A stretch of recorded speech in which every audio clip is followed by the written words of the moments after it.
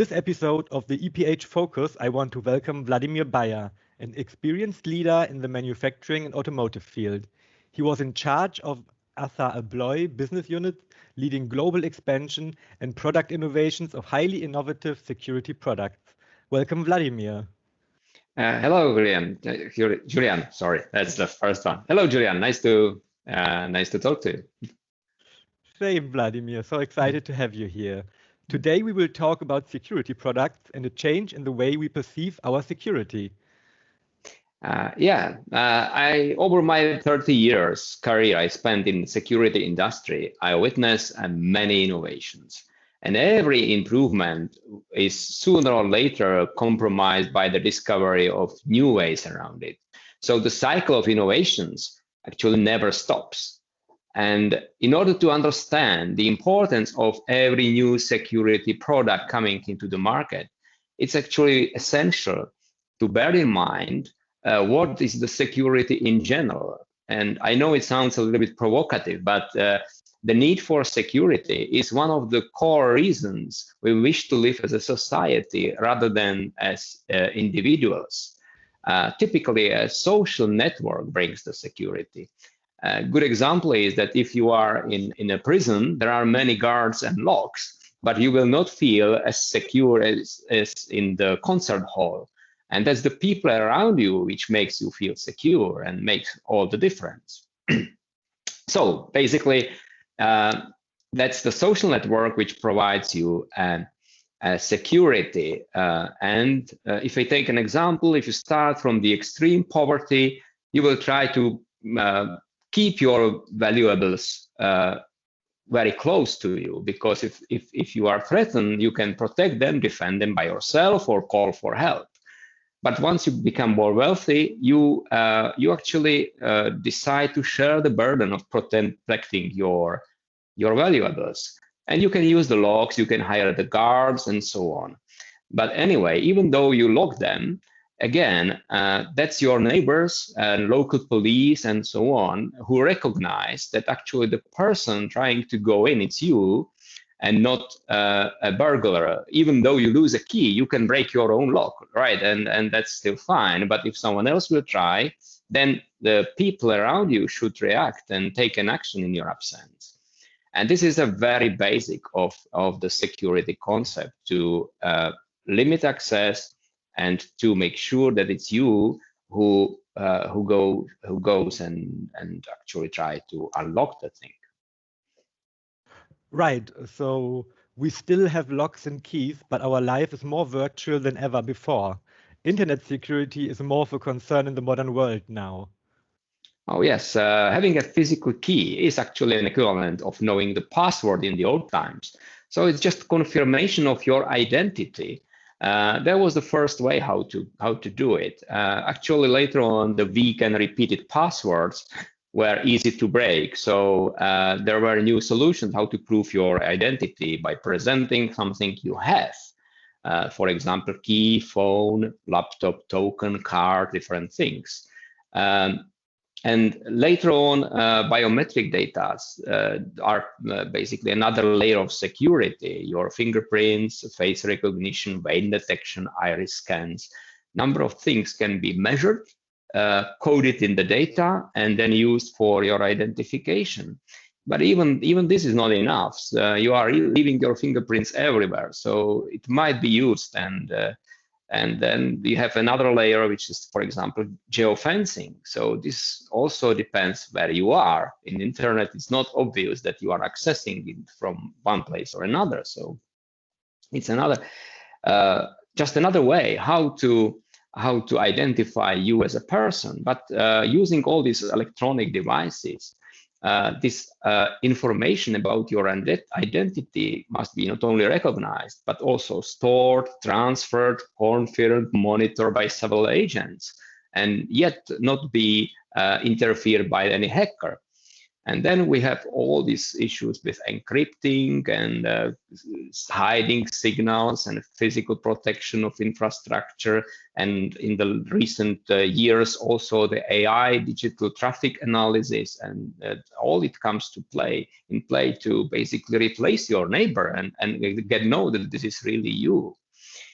So the principle of trusting the others by allowing them to identify you and protect your valuables has created a vast and diversified world of security industry.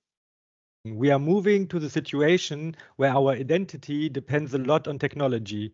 Is it so that traditional security products are becoming irrelevant? Oh, in contrast, the more extensive market creates many opportunities for traditional producers.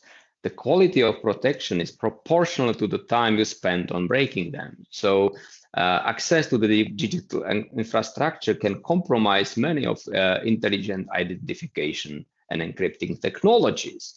Over the 30 years, technology made breaking existing security hardware like locks much easier by brute force.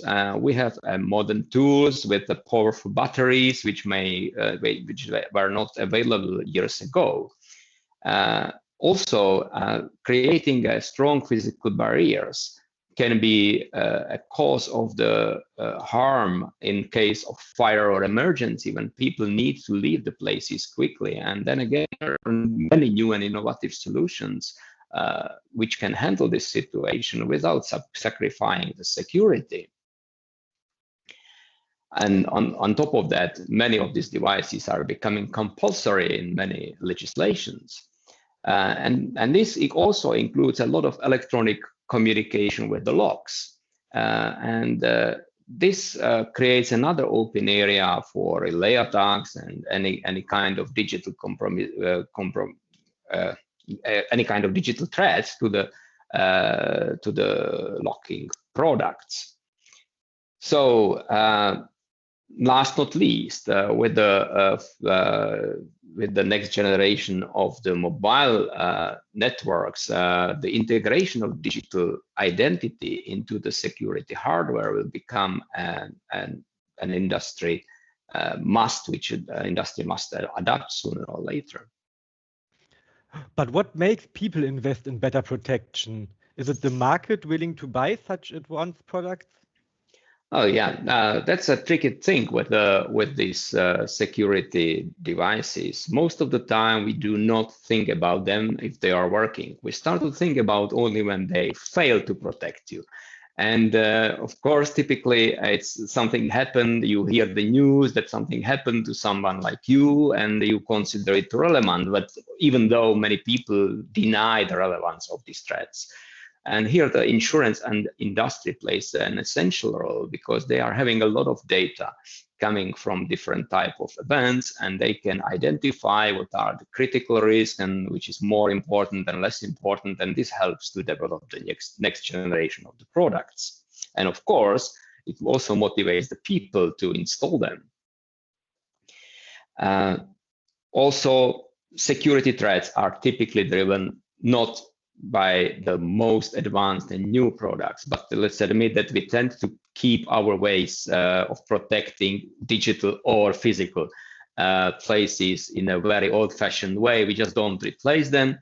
So yeah, big achievement or big improvement can be basically achieved just by replacing them by more than one. So it's another driver for the industry. And that's not the only example. Sometimes it's a convenience. Many of us now, we have keys of our car in the pocket and we can still open the door or unlock the door if you wish, and we don't need to drop all the bags we have in hands on the street. So that's another driver. And then there are the whole new industry like e-commerce. In this COVID time, there are so many more lockers, and I'm sure that in every city, at least in Europe, that because the e-commerce is driving the deliverable, so it's a new product, much broader market for. So yes, there are many important opportunities on the market for these traditional producers. So, what are the implications for a security hardware producer then? Yeah, it's very important to be able to define your product and distribution strategy. It's a critical decision. It influences your growth path for a long time, and it's very costly to change. So from my experience, the focus always pays off. I had a privilege to work in Assa Abloy, both for local and global business segments. And thanks to the market consolidation driven by Assa Abloy, I could compare effect of various business strategies, and new companies coming to the group were bringing new perspectives to the old problems.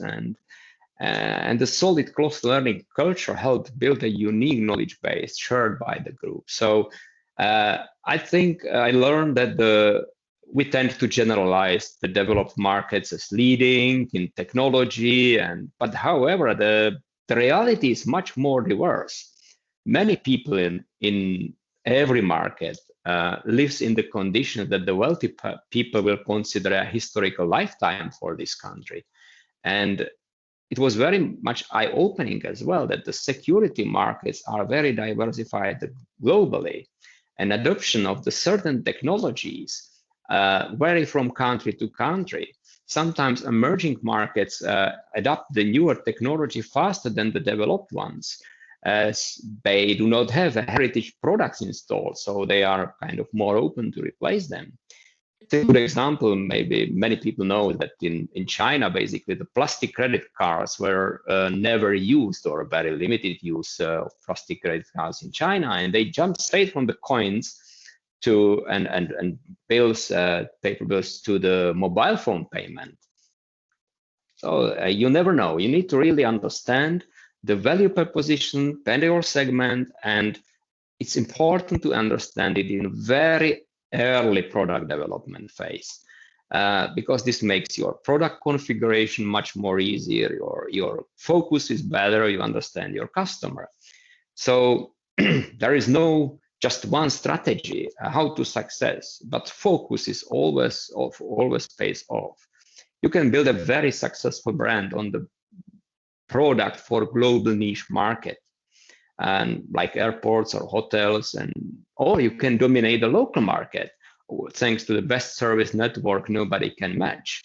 So yeah, there are many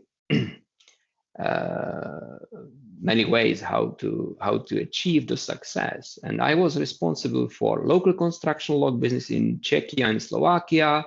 And we started by reshaping our product portfolio. We built a service network. We engaged the key influencers with our communication strategy.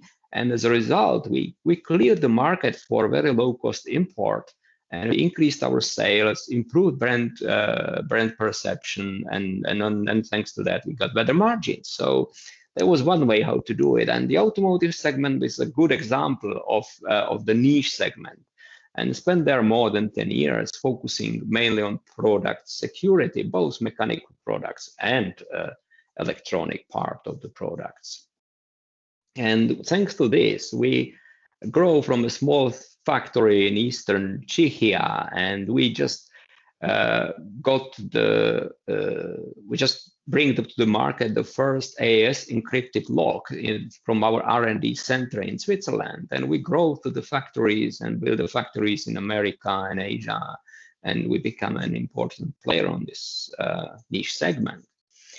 So yeah, understanding your customers, understand their true needs, and making a clear strategy when designing your products is crucial for your future success. And it's equally important to keep your eyes open and solve the problems when you encounter them.